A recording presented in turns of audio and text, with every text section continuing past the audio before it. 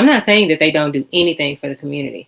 I'm saying that they do not do anything in a substantial way to move the community forward. They are not doing what churches used to do before civil rights ended.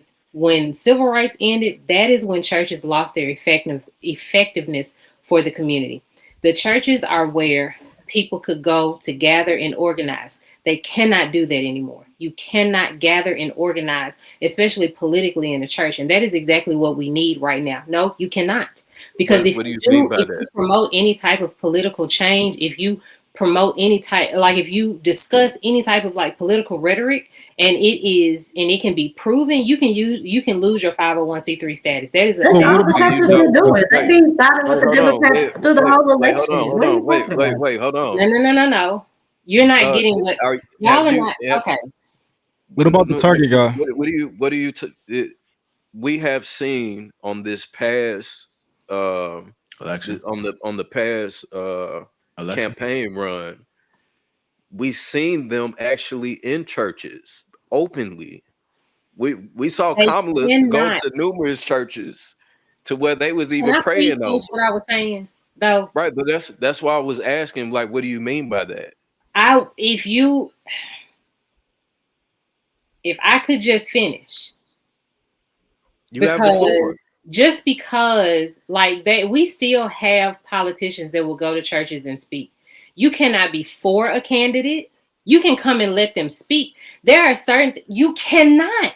Okay, so I guess Bo just gonna be lying about everything. You know what? It's okay. Bo don't never know what she talking about. Look it up for yourself. It's fine. Don't worry about it. It's cool. I don't even need to be on this subject because it's almost as if like what I'm saying. It's the separation of church and state. You cannot, to keep your 501c3 status, you cannot get politically involved. I have heard this from plenty of pastors. They cannot promote. They can't tell you who to vote for. They cannot get involved like that politically because it is against their 501c3 status. So they can have politicians there to speak. They can encourage you to learn about politics. They cannot take a stance on politics. They cannot take a stance on none of this. So you cannot pick a side. Because if that is reported to the IRS, you lose your 501c3 status. That is how they keep churches out of that. Well, you're ignoring something. That's cool. I hear what you're saying. You're saying that they can't, but the issue is that they are, and they're openly and publicly doing it. You can literally go and type in on any platform, TikTok, yes, Facebook, they are, Instagram, and they do it. And to say they don't is being insensitive. So a pastor speaking for himself is not the same thing as the church doing it. It's not the pastor himself, because you can take a side as a person, as an individual, but they do not do that inside of their churches. They're not supposed to do that inside of their churches. They're doing it in the pulpit. That's what I'm telling you. They are not supposed to. I'm not saying, listen, if they want to do it, they can do it. They are not supposed to do it. Because I don't know why I can't never talk without being interrupted. I swear to God, I be raising my hand. Y'all can I thought he did let you finish though. Hold on, y'all. Right, you're not even letting me finish. I'm trying to finish my point, and you over talking me, saying that I'm wrong. All that I'm saying is you finna make me lose my shit, because here's the thing. I was the one that was told to speak, and you interrupted me. I waited until I was still talking. Y'all, hold on. What is going on? JR about to settle it. Bo and Biz. Okay, let's give Bo a minute and a half, and then Biz, you get a minute and a half to respond back. Oh, God damn. That's crazy. Hey, real quick. So I literally just acknowledged the fact that yes, that may be true. But I think it might just be the cutting off though. I think some people we just gotta mute, because if you don't mute, then they may not be hearing what you're saying. But the only thing that they are registering is that they're being cut off.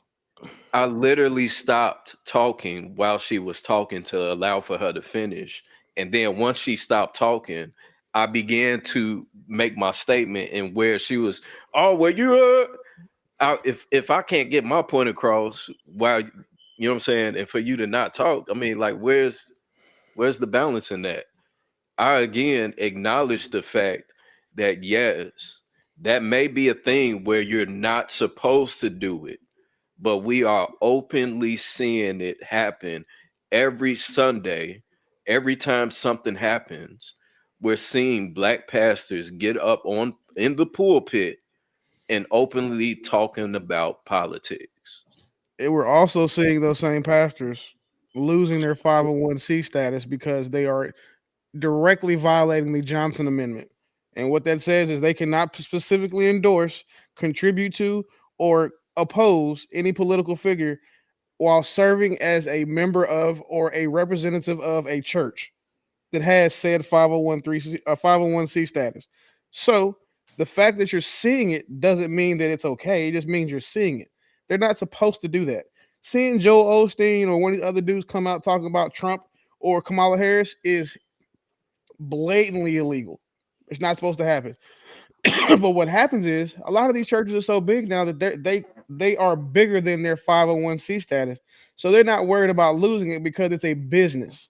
But for these smaller churches that are, you're not seeing them do it because they know better. For example, my church is Friendship West Baptist Church in Dallas, right? Pastor Freddie Haynes. Obviously he's not a Trump supporter. However, in his sermons, he doesn't talk about it. He doesn't say anything bad about him. He doesn't say anything good about anybody else. But you can tell where he is based on what he believes. But he's not going to come out and have Friendship West be like, hey, I'm a anti-Trump church. Because again, you could lose your 501c status. And he needs it because his church isn't that big yet. Joe Osteen has a mega church. TD Jakes has a mega church. What's the other dude who just died? Or not just died, but old white dude just got he popped the reporter in their forehead for asking about his jet. Real old white dude. Yeah, Jimmy Swagger. Yeah, there you go. There you go. Him. All of those guys are mega churches. They're not worried about that. So they can come out and endorse what they want to. But it is categorically illegal for any political church or church body to support, oppose, or contribute to a political candidate. Like that's one of the when you get a 501c, and like you're not saying you get an NDOC, but when you're learning about it, that's one of the first things they tell you. That's why you won't see churches directly opposing certain political issues.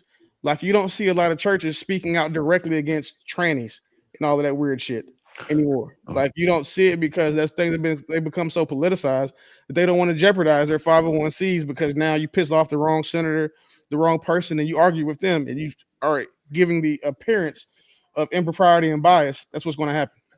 I'm seeing some information right here that says the IRS enforces the Johnson Amendment strictly. The last major revocation of a church tax exempt status for political activity was decades ago. Thousands of churches have openly endorsed candidates under the Pulpit Freedom Sunday movement.